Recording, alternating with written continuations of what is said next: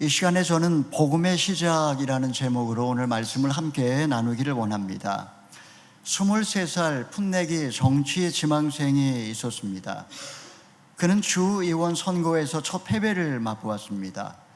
30대 주의원 의장직에 도전했다가 실패했고 하원의원 출마도 좌절되었습니다.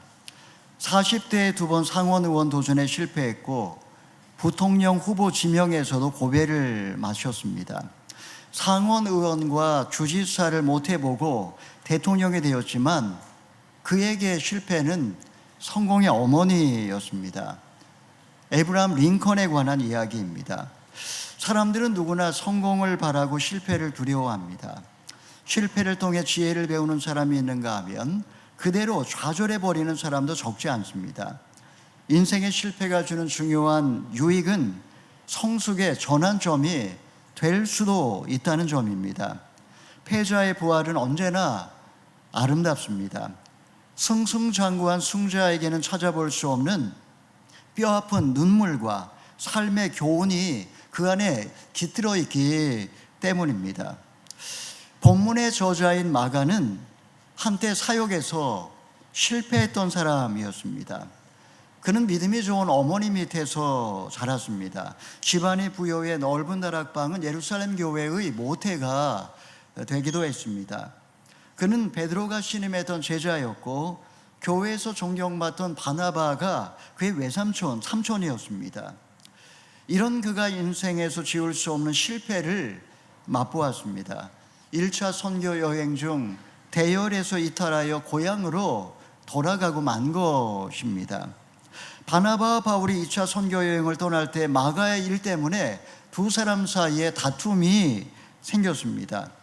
사람 중심적이었던 바나바는 마가에게 한 번 더 기회를 주자고 이렇게 제안했던 반면에 목표 지향적인 바울은 무책임한 사람에게 다시 일을 맡길 수 없다며 그렇게 등을 돌렸습니다. 두 사람 사이에 다툼이 일어났고 결국 선교팀은 둘로 나눠지고 말았습니다. 바울의 눈밖에 난 마가는 어떻게 보면 실패자로서의 낙인이 찍히고 만 것입니다. 이것이 마가의 마지막 이야기는 아닙니다. 오랜 시간이 다시 흐릅니다. 바울이 로마 감옥에 있을 때 골로새 성도들에게 편지를 쓰면서 자신을 대신해서 이 사람을 보낸다라고 이야기를 합니다. 바로 마가입니다. 죽음이 임박했음을 예감할 때 마지막으로 쓴 디모데 후서에서도 마가가 나에게 유익했다고 고백을 합니다. 그가 보고 싶고 그를 보내달라고 이야기합니다. 또한 베드로는 누구보다 예수님의 일대기를 잘 아는 사람이었지만 마가를 통해서 예수님의 생애를 기록하게 도와줍니다. 이 시간에 우리는 본문 말씀을 통해서 우리가 신앙 안에서 실패를 딛고 다시 시작할 수 있는 비결에 관해서 함께 말씀을 나누기를 원합니다. 먼저 좀 배경을 설명을 드리면 마가복음은 복음서 가운데 두 번째 위치하고 있지만 가장 먼저 기록된 그런 복음서라고 할 수가 있습니다. AD 65년경 마가는 베드로가 순교하기 직전에 베드로를 통해서 들은 예수님의 일대기를 정리할 필요를 느꼈고 마침내 그것을 책으로 남긴 것입니다. 이제 예루살렘 성이 멸망을 하고 마태와 누가가 마가복음을 토대로 그 밖에 자료를 더 보충해서 기록한 것이 마태복음과 누가복음이라고 할 수가 있습니다. 그리고 요한복음은 훨씬 หุ่날에 전혀 다른 각도에서 다시 기록이 된 복음서라고 할 수가 있습니다. 마가복음의 661구절 가운데 639절이 마태복음과 누가복음에 기록될 만큼 이 책은 예수님의 생생한 육성을 그대로 보존한 그런 오리지널 복음이라고 할 수가 있습니다. 첫 번째로 복음을 들으라. 우리 1절의 말씀을 함께 읽어보겠습니다. 시작. 하나님의 아들 예수 그리스도에 관한 복음은 이렇게 시작됩니다. 지금 우리말 성경은 시작됩니다 라고 하는 단어가 맨 끝에 나와 있지만 헬라어 성경을 보게 되면 시작, 아르케라고 하는 단어가 맨 앞에 등장을 하고 있습니다. 복음의 시작은 무엇일까요? 복음의 시작은 바로 하나님의 아들 예수 그리스도라고 그는 선언하고 있습니다. 하나님은 창세기 3장 15절에서 여자의 후손을 약속을 하셨습니다. 그리고 창세기 22장 18절에서 내 씨로 말미암아 천하 만민의 복을 얻을 거라고 그렇게 말씀하셨습니다. 후손이나 씨나 이것은 이스라엘 공동체 이런 것을 말하는 것이 아니라 단수형으로서 장차 오실 하나님의 아들 예수 그리스도를 가리키고 있는 단어입니다.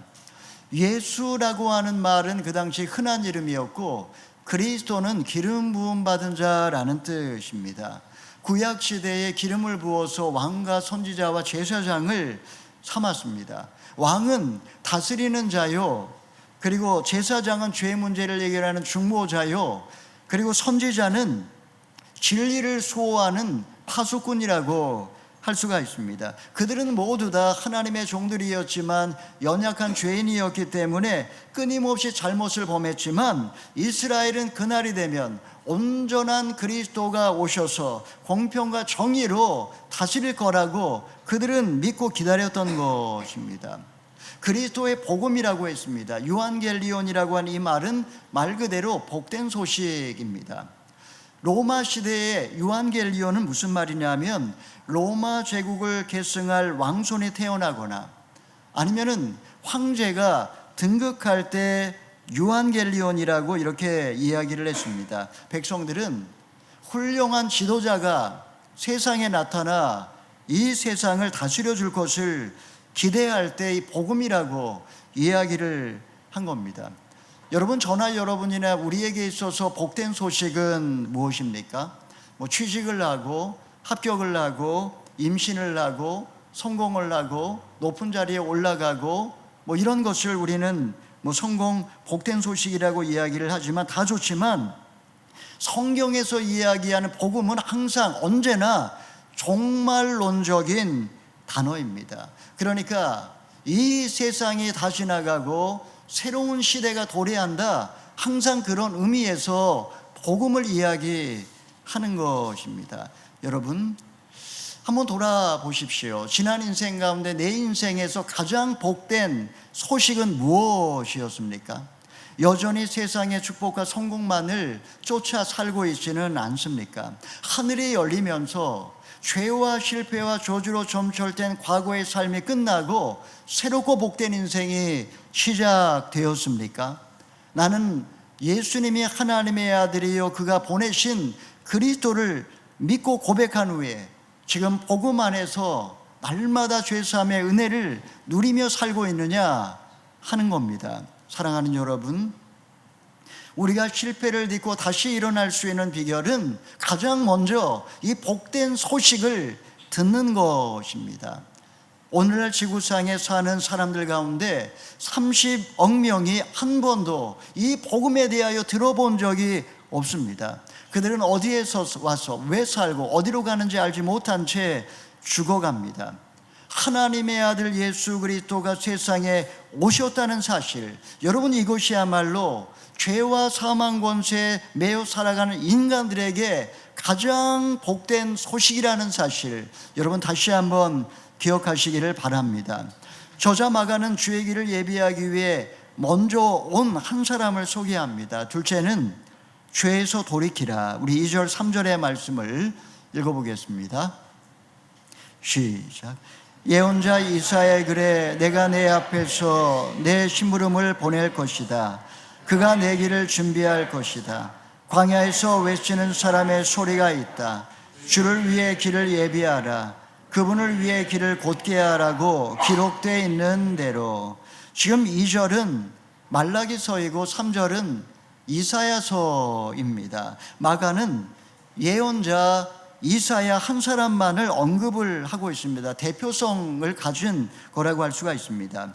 말라기 시대의 사람들은 하나님이 계시다면 왜 세상 악인들이 형통하느냐며 하나님을 괴롭혔습니다. 전혀 신앙적이지 않았던 그들은 끊임없이 하나님을 향하여 원망을 했습니다. 이사야 시대 사람들도 마찬가지였습니다. 그들은 죄로 인해 하나님의 심판을 받아 노역에 시달렸습니다. 그들 모두 다 진정 하나님의 구원이 필요한 사람들이었습니다. 그날이 되면 하나님이 먼저 심부름꾼을 보낼 것인데 그가 주의 길을 예비할 거라고 약속을 하십니다. 고대 근동에서 주의 길을 예비한다 이 말의 의미는 왕이 행차할 때 왕이 오셨다 라고 하며 외치는 길잡이를 말합니다. 그는 왕이 편안하게 행차할 수 있도록 백성들을 동원해서 굽은 길을 곧게 하고 파인 곳을 메꾸고 높은 곳을 깎아 평탄하게 했습니다. 마가는 바로 그 일을 위하여 먼저 온 사람이 세례 요한이라고 그렇게 소개를 하고 있습니다. 자, 백성들이 복음을 들을 수 있도록 세례 요한이 와서 한 일이 무엇일까요? 우리 4절 5절의 말씀을 읽어보겠습니다. 시작. 세례자 요한이 광야에 나타나서 죄 용서를 위한 회개 세례를 선포했습니다. 유대 온 지방과 예루살렘 모든 사람들이 요한에게 나와 자기 죄를 고백하고 요단강에서 요한에게 세례를 받았습니다. 회개란 지난 삶의 잘못을 뉘우칠 뿐만 아니라 잘못을 되풀이하지 않겠다는 결단을 의미합니다. 세례 요한의 메시지를 듣고 많은 사람이 찾아와서 자기의 죄를 고백합니다. 군인들에게는 물건을 약탈하지 말고 월급에 만족하라고 말합니다. 세리들에게는 과도하게 세금을 뜯지 말 것을 가르칩니다. 바리새인과 서기관들에게는 독사의 자식이라고 책망하면서 임박한 진노를 선포합니다. 세례 요한이 사역한 곳은 유대 광야였습니다. 많은 사람들이 나와서 요단강에서 세례를 받았습니다. 물속에 잠기는 이런 의식은 구약에서 찾아볼 수 없는 에세네파의 독특한 그런 의식이었습니다. 그러니까 많은 학자들은 한때 이 세례 요한이 광야에서 운동 생활을 했던 에세네파의 일원이었을 것이라고 그렇게 추측을 합니다. 광야에서 외치는 자의 그의 소리를 듣고 많은 사람들의 영혼에 울림이 있었습니다. 그 놀라운 메시지를 듣고 회개의 역사가 이어졌습니다. 자, 세례 요한의 메시지가 그토록 강력할 수 있었던 이유가 무엇일까요? 우리 6절의 말씀을 읽어보겠습니다. 시작. 요한은 낙타털로 만든 옷을 입고 허리에 가죽띠를 두르고 메뚜기와 들꿀을 먹었습니다. 세례 요한은 광야에서 검소하고 경건한 삶을 살았습니다. 그의 모습은 마치 구약의 엘리야 선지자를 닮았습니다.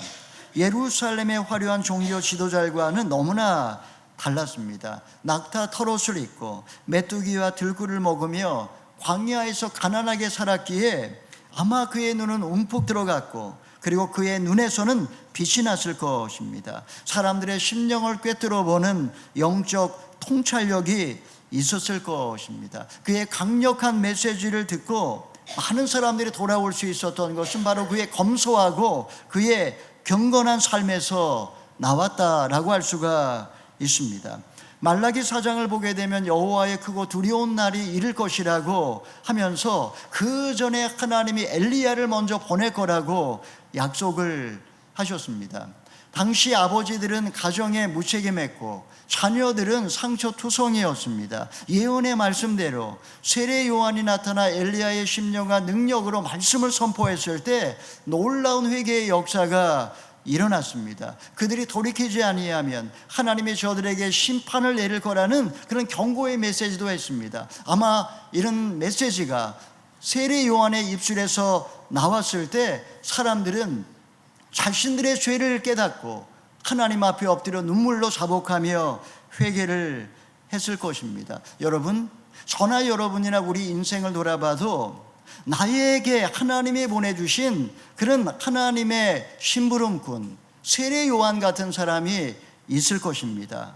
죄로 굽은 나의 마음을 곧게 해주고 움푹 패인 나의 상처를 덮어주고 교만한 마음을 깎아주고 그래서 평탄케 한 바로 그 사람이 누구인지 한번 생각해 보시기 바랍니다. 그가 나에게 참신앙을 알려준 나의 부모일 수도 있고, 나를 힘들게 한 남편이나 아니면 자녀일 수도 있고, 나에게 먼저 다가와 손을 내민 친구일 수도 있고, 나의 잘못을 일깨워주고 바른 길로 인도한 목회자일 수도 있습니다. 지금 사도 세례 요한이 그 역할을 지금 하고 있는 것입니다. 세례 요한은 회개를 촉구할 뿐만 아니라 적극적으로 누구를 소개합니까? 우리 7절 8절의 말씀을 읽어보겠습니다. 시작. 그리고 요한은 이렇게 선포했습니다. 나보다 더 능력 많은 분이 내 뒤에 오실 텐데 나는 몸을 굽혀 그분의 신발끈도 풀 자격이 없다. 나는 너희에게 물로 세례를 주지만 그분은 너희에게 성령으로 세례를 주실 것이다. 신발끈을 푸는 행위는 노예들이 하는 일입니다. 세례 요한은 제사장의 아들이었습니다. 금수저로 태어났습니다. 태어날 때도 하나님의 놀라운 기적이 일어났습니다. 성소에 들어간 아버지가 천사를 보았고 그 후에 벙어리가 되었습니다. 세례 요한은 400년 만에 나타난 그런 선지자였습니다. 이런 그가 예수님을 향하여 나는 신발끈도 풀 자격도 없다고 고백을 하고 있습니다. 왜냐하면 능력이 많으신 예수님은 물이 아니라 성령으로 세례를 주실 분이기 때문입니다. 여러분, 물세례란 무슨 의미일까요? 물에 잠긴다라는 것은 죽음을 상징을 합니다. 혼돈하고 공허하며 흑암이 깊음 위에 있던 이 세상 지구는 물에 잠겨 있었습니다. 모세라는 이름의 의미는 물에서 건져냄을 받았다라는 의미이기도 합니다. 인간은 다 어머니 태 양수 속에 있다가 태어났습니다. 우리가 다시 태어나기 위해서는 반드시 이런 죽음의 과정을 거쳐야 합니다. 일단 죽은 다음에 다시 태어나기 위해서 필요한 것이 바로 성령 세례다라는 것입니다. 고린도전서 10장 1절에서 5절의 말씀을 함께 읽어보겠습니다. 시작. 형제들이여, 나는 여러분이 이 사실을 알기를 원합니다. 우리 조상들이 모두 구름 아래 있었고 바다 가운데로 지났고 모두가 구름과 바다에서 세례를 받고 모세와 연합했습니다. 그들은 모두 같은 신령한 음식을 먹었고 모두 같은 신령한 물을 마셨습니다. 그들은 자기들과 동행한 신령한 반석에서 나는 것을 마셨는데 그 반석은 그리스도셨습니다. 그러나 하나님께서 그들 대부분을 기뻐하지 않으시므로 그들은 광야에서 멸망당하고 말았습니다. 지금 본문의 말씀은 구약 시대에도 하나님의 백성들이 있었다라고 지금 이야기하고 있는 것입니다. 구약의 성도들은 광야에서 구름 기둥을 따라갔고 홍해 바다를 지나갔습니다. 지금 본문의 말씀은 이스라엘이 구름과 바다에서 세례를 받았다라고 이야기하는 겁니다. 지금 사도 바울이 그렇게 해석을 하는 겁니다. 세례란 옛사람이 죽고 새사람으로 거듭나는 의식입니다. 이스라엘은 광야에서 거룩한 백성 제사장 나라로 그렇게 하나님 앞에 거듭났습니다. 하나님이 주시는 신령한 양식 만나와 메추라기를 먹었고 그리고 반석에서 신령한 샘물을 마셨습니다. 바로 이 샘물이 그리스도라고 지금 사도 바울은 이야기하고 있지만 그럼에도 불구하고 그들은 모두 다 광야에서 멸망했다라고 이야기합니다. 무엇을 의미하는 걸까요? 여러분, 죄 사함을 얻는 회개의 세례를 다 받으셨을 줄 믿습니다. 부모의 결단으로 받은 유아 세례든지 장성하여 나의 의지로 받은 세례든지 군대에서 초코파이를 먹기 위해 받은 세례라 할지라도 다 소중한 것입니다. 톰 라이트는 8절을 이렇게 번역을 했습니다. 나는 너희를 물에 푹 담갔지만 그분은 너희를 성령으로 훅 담그실 것이다. 그러니까 우리에게 물 세례만으로는 부족하다라는 겁니다. 불과 성령으로 세례를 주실 거라고 마태복음과 누가복음에서는 이야기를 했습니다. 불은 심판을 의미하고 그리고 성령은 구원을 상징하는 단어입니다. 불과 성령은 언제나 함께 옵니다. 그래서 회개의 세례를 통해서 성령이 우리 가운데 임하면 죄가 무엇인지, 의가 무엇인지, 심판이 무엇인지를 깨닫게 됩니다. 예수님을 믿어 죄사함을 얻게 되고 그리스도의 보혈로 의롭게 되고 그리고 하나님의 자녀가 됩니다. 자기의 행위를 미워할 수밖에 없기 때문에 이제는 온전히 하나님만을, 예수님만을 의지하며 살아가게 됩니다. 반면에 회개하지 않고 그리고 진정 예수님을 내 마음의 주로 모시지 아니하면 그 자체로 하나님의 심판이라고 예수님은 말씀을 하셨습니다. 사랑하는 여러분, 우리가 실패를 딛고 다시 시작할 수 있는 비결은 예수를 믿고 세례를 받는 것으로 부족합니다. 광야에서 구름과 바다로 세례를 받은 이스라엘은 모두 다 멸망했습니다. 복음을 듣고 세례받는 것에서 더 나아가서 성령으로 거듭나 성령으로 세례를 받아야 합니다. 죄에서 돌이키고 주님을 나의 주로 모시고 하나님의 백성으로 살아갈 때 하나님의 광야에서 그의 인생을 책임져 주시고 인도해 주신다라는 사실입니다. 자, 성령으로 세례를 받은 후 우리가 해야 할 일은 무엇일까요? 셋째는 복음을 믿으라. 우리 9절에서 11절까지의 말씀 읽어보겠습니다. 시작. 그 무렵 예수께서 갈릴리 나사렛에서 요단강으로 오셔서 요한에게 세례를 받으셨습니다. 예수께서 물에서 막 나오실 때 하늘이 열리고 성령의 비둘기처럼 자기에게 내려오는 것을 보셨습니다. 그리고 하늘에서 소리가 들려왔습니다. 너는 내 사랑하는 아들이다.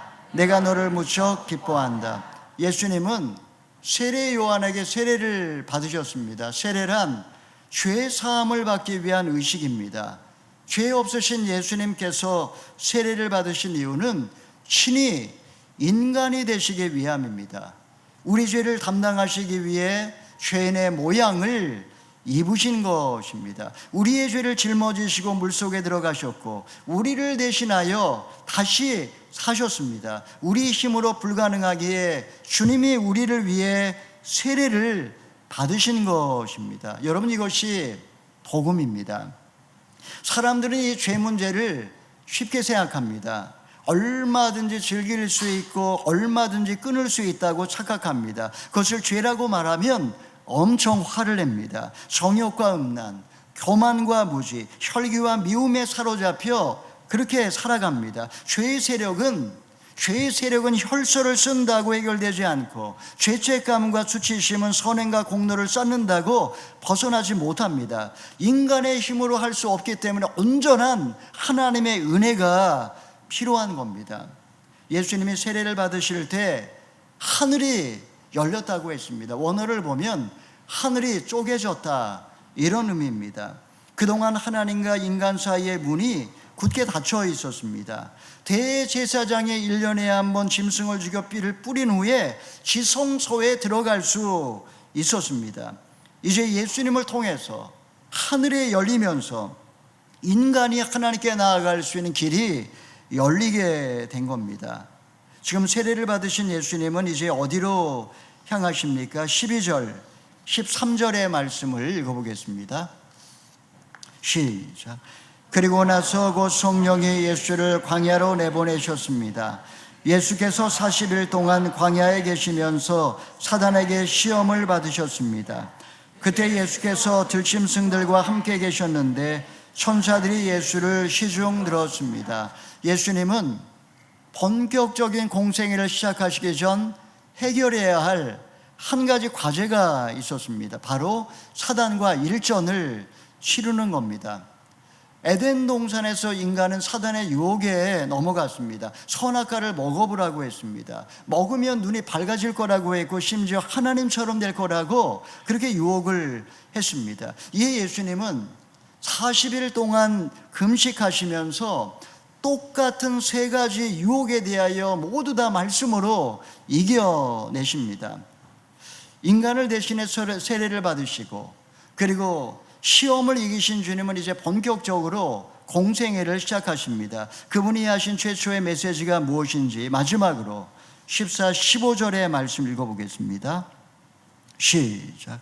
요한이 감옥에 갇힌 뒤 예수께서는 갈릴리로 가셔서 하나님의 복음을 선포하셨습니다. 때가 찼고 하나님 나라가 가까워왔으니 회개하고 복음을 믿으라. 때가 찼다라는 말은 구원의 때가 찼다, 이르렀다라는 의미입니다. 하나님이 창세기 3장 15절에서 약속하신 그 인류 구원의 날이 이르렀다라는 겁니다. 아브라함에게 약속했고 다윗에게 보여주셨던 그리스도가 다스리는 나라가 시작이 되었다라는 겁니다. 보라 지금은 은혜 받을 만한 때요, 보라 지금은 구원의 날이로다. 여러분, 우리가 어떻게 해야 할까요? 회개하고 복음을 믿으라. 죄에서 돌이켜 믿기만 하면 이제 하나님의 나라가 우리의 삶에 임할 거라고 주님은 선포하고 계십니다. 나단 선지자가 다윗을 찾아옵니다. 그리고 자기의 죄가 드러나자 다윗은 핑계대지 않고 죄를 고백합니다. 시편 51편을 보면 제가 주님께 범죄했습니다. 주의 국률을 따라 죄를 지어 주옵소서. 우슬처럼 저를 정결케 하옵소서. 정한 마음을 창조하시고 정직한 영을 새롭게 하옵소서. 나를 쫓아내지 마시고 주의 성령을 거두지 마옵소서. 다윗은 이렇게 밤마다 눈물로 침상과 요를 적시며 하나님 앞에 회개의 기도를 했고, 놀랍게도 하나님의 사죄의 은혜를 그가 덧입게 되었습니다. 여러분, 우리는 회개를 해도 입술로만 할 뿐 마음으로 애통함이 없습니다. C.S. 루이스는 이런 신앙을 물탄 신앙이다 라고 말했습니다. 보배로운 피에 물을 타버린 겁니다. 보네퍼는 값싼 복음이라고 질타를 했고, 사도 바울은 하나님의 은혜를 헛되이 받지 말라고 그렇게 경고를 했습니다. 우리가 진정 회개하고 복음을 믿고 볼과 성령으로 거듭났다면 이전 것은 다 지나가고 새로운 피조물로 거듭나서 이제 우리는 전혀 새로운 삶을 살아가게 된다라는 것입니다. 여러분, 예수님을 통해서 사단에 결박당하고 하늘이 열린 것을 믿으십니까? 여러분, 회개하고 복음을 믿으면 하나님의 나라가 임할 것을 정말 믿으십니까? 혹시 아직도 끊지 못한 죄 문제에도 불구하고 영혼의 둥지를 틀 때까지 놔두고 있지는 않느냐 하는 것입니다. 복음을 믿고 하나님의 아들을 영접할 때 우리는 새로운 인생으로 거듭날 수 있으며 하나님의 나라가 우리의 영혼에 임하게 될 것을 믿으시면 아멘 하시기 바랍니다. 1912년 4월 14일 주일 저녁, 타이타닉호가 빙산과 충돌했습니다. 충돌의 원인이 무엇일까? 다양한 지적 중에 하나가 바로 선장의 방심이었습니다. 그는 승객들에게 이렇게 연설을 했습니다. 이 배는 하나님도 침몰시킬 수 없습니다. 안심하고 즐기십시오. 그는 쌍안경 보관함 열쇠를 인수받지 못한 채 배에 승선했고, 그리고 육안으로 전방을 관찰해야만 했습니다. 빙산을 발견했을 때는 돌이키기에는 너무 늦어버렸습니다. 여러분, 늦기 전에 해야 할 결단은 배의 방향을 바꾸는 것입니다. 하나님의 나라가 가까이 왔으니 회개하고 복음을 믿으라. 여러분, 이것이 세례 요한과 예수님의 일관된 외침이었습니다. 복음에 귀를 기울이고 죄에서 돌이키고 예수를 믿는 것, 우리를 위해 죄를 담당하시고 우리를 대신해 사탄과 싸우신 바로 그분을 믿으시기를 바랍니다. 나의 문제가 아니라 예수 그리스도를 바라보는 것, 여러분, 바로 이것이 복음의 시작입니다.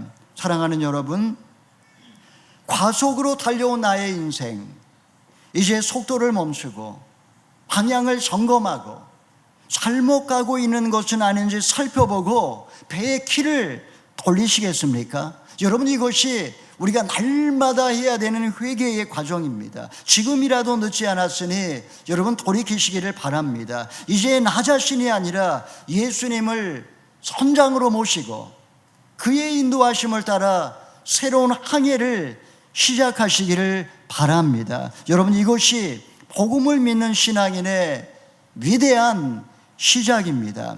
사랑하는 성도 여러분, 하늘의 문이 열렸습니다.